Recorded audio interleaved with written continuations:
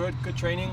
Spirits are high. We were able to, for once, get a whole week last week of training and not having to really prepare for an opponent. So it allows you to really go after it, train hard, get some stuff done in the gym, and now it's prepping time for Minnesota. So I think guys are hungry to get back on the field and into some meaningful games. And not looking too far ahead, obviously Champions League going on as well. The one trophy that you haven't won. What would that mean for you and for the club, just to have the opportunity to play in the CCL final? Yeah, it's a huge opportunity, but we're not looking past Minnesota. I think we've done a pretty decent job juggling both acts at the same time. It's very, very difficult. You're playing against opponents that have full weeks to prepare for you, and you have to fly to Mexico midweek and emotional games. So I think we've done a decent job of juggling those two acts, but full attention on Minnesota. Steph, you had the injury the last game. How do you feel, and how did that kind of come about? Feel 100%. Wasn't really an injury. I'm 35, pushing 36, so things are getting a bit. You get older. So there's just precautions that we take here and there. But I think I had an exceptionally good off-season and preseason to prepare myself to be ready for every game, and the rest is kind of up to the coaches. So it's just precautions. Yeah.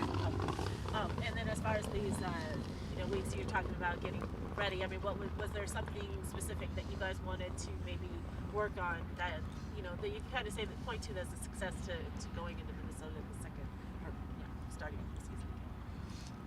I mean, for us goalkeepers, we always try to do kind of focus on one thing in particular for about a 2-week span or 3-week span, and kind of maybe get a few more reps that concern that aspect of goalkeeping.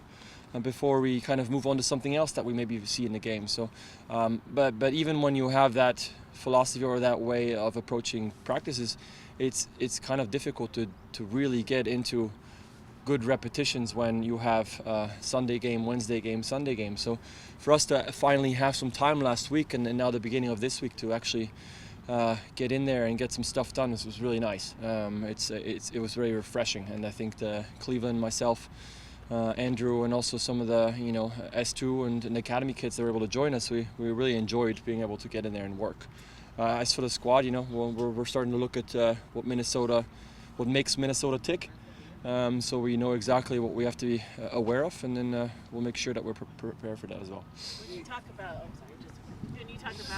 being able to have some time to work on things, Steph getting those minutes and being able to show the way that he did, does that kind of also help too, that he had some game minutes and you guys can kind of come back to the lab and stuff? I think so, because I think in training sometimes it's easier to be able to focus on aspects of a save or of being a goalkeeper because there's no pressure. But can you apply all that's been learned and that's been practiced in a pressure situation is sometimes a good challenge. And so for him to be able to get a good chance to showcase that and do so successfully is great. That's what we want to see, because we've always preached that for us as a team to be successful, we need a good goalkeeper in goal, and a good goalkeeper in goal you will not have if you only have one. You need to have a whole keepers union that is able to work together, push each other, and get better collectively. Otherwise it's not going to happen. And so we have a really good group here, and I think Cleveland showcased that last weekend. What are some of those early conclusions of what does make Minnesota tick, and what you guys have to do to just get a good result over there? For now, I think we need to focus on ourselves. I think when we're compact defensively, and we maybe at times ask opponents to conjure up their own magic, and we're really hard to break down, frustrate opponents. Sometimes this was an issue that we faced on the other end last year, because I think that could lead to some rash decisions of opponents where they overcommit at times because of their frustration, and then we have players who can be lethal on the counter. But it'll be good for us also to get some personnel back, I think. I don't want to speak ahead of time, but it looks like we're getting back healthy. That'll give us some more weapons to make sure that we're prepared to face Minnesota. Last couple for Stefan. Going back on the team that plays from the back, just to your point, how important is it in terms of recognition when the ball is out, the space, getting the ball to the person there, and also be the person making the run to space? Yeah, if there is no space, there's no space to make that run.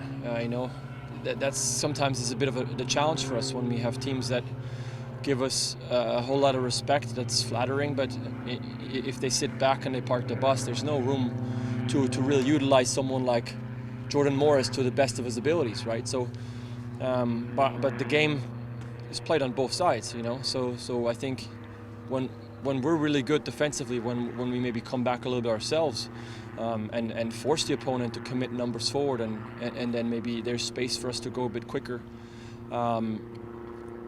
into the spaces that they've vacated. That's what I'd like to see.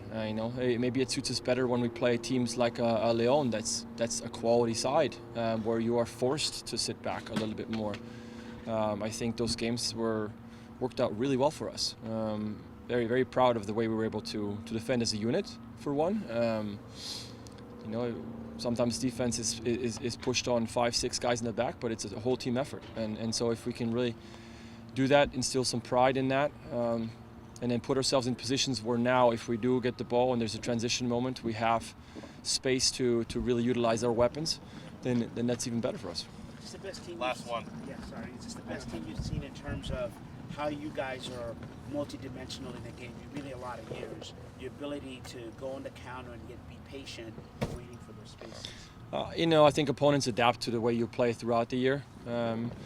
I think the one thing that we can find a little bit more is what if we are challenged with a Nashville that sits back and is compact and hard to break down. I think someone like Gustav used to find long-range shots that were very, very dangerous. And for me as an opponent, as a goalkeeper, that makes you nervous when you have 5-6 guys in front of you that limit your vision, but also could lead to deflections.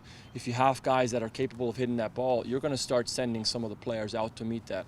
And so that would then maybe have a trickle-down effect where holes pop up, and we can then start slipping people like Raul in.